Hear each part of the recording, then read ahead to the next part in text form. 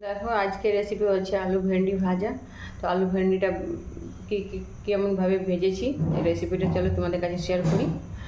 তো আজকে আলু ভেন্ডির রেসিপিটা দেখো কীভাবে বানাই, ভিডিওটা স্কিপ না করে পুরো দেখো।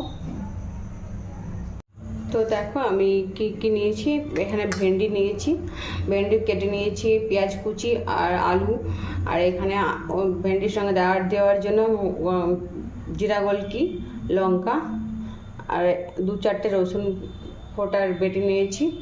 এবার দেখো আমি তেল দিয়ে দিলাম কড়াইতে, ফ্রাই প্যানে তেল দিলাম, তেলটা লাল হয়ে গেছে। এবার পেঁয়াজ দিয়ে দেবো, আর্ধেকটা পেঁয়াজ,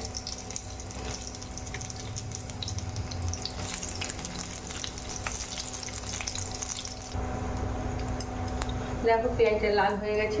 ছোট্ট একটা পেঁয়াজ দিয়েছি, আর এখানে আমি কেটে রাখা আলু ভেন্ডি দিয়ে দিলাম। সবথেকে প্রথমে পুষ্টি কিচেন থেকে তোমাদের সকলকে জানাই স্বাগত। ওয়েলকাম টু পুষ্টি কিচেন। কিচেনে আজকে ভেন্ডি আর আলু ছোট্ট একটা রেসিপি, ভেন্ডি আলু ভাজা মশলা দিয়ে।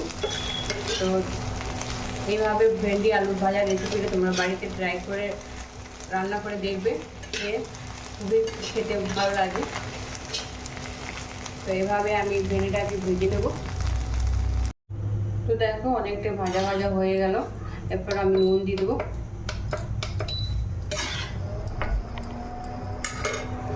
একটু হলুদ, পরিমাণ মতো হলুদ,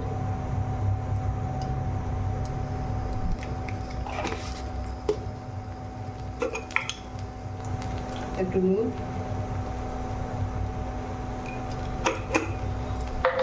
দিয়ে দেখো ভেন্ডিটা আলুটা খুব ভালোভাবে ভেজে নিয়েছি, ভাজা ভাজা হয়ে গেছে। আর নুন হলুদ দিয়ে দিলাম।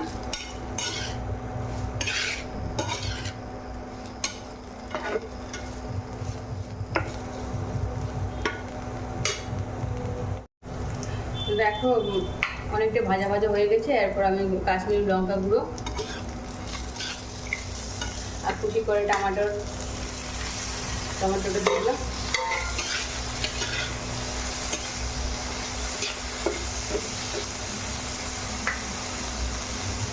আর একটু মশলা দিয়ে দেবো, সামান্য একটু মশলা দিয়ে দেবো, 1 চামচের মতো।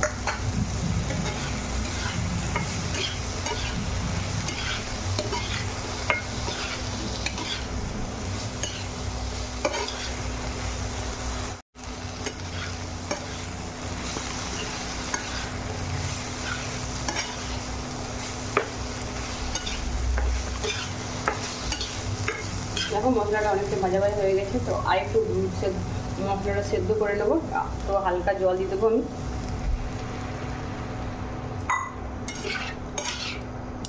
জল দিয়ে ঢাকা দিয়ে দেবো,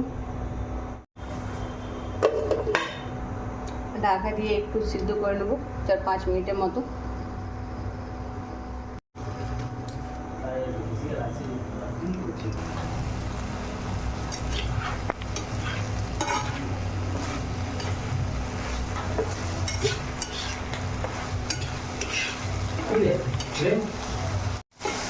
দেখো ভেন্ডিতে এইভাবে পাতলা পাতলা এইভাবে ভাজা ভাজা হয়ে গেল।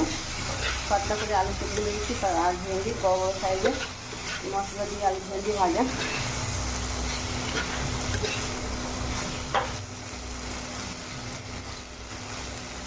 এবার নামিয়ে নেব। দেখো আলু ভেন্ডি ভাজা হয়ে গেছে, নামিয়ে নিলাম।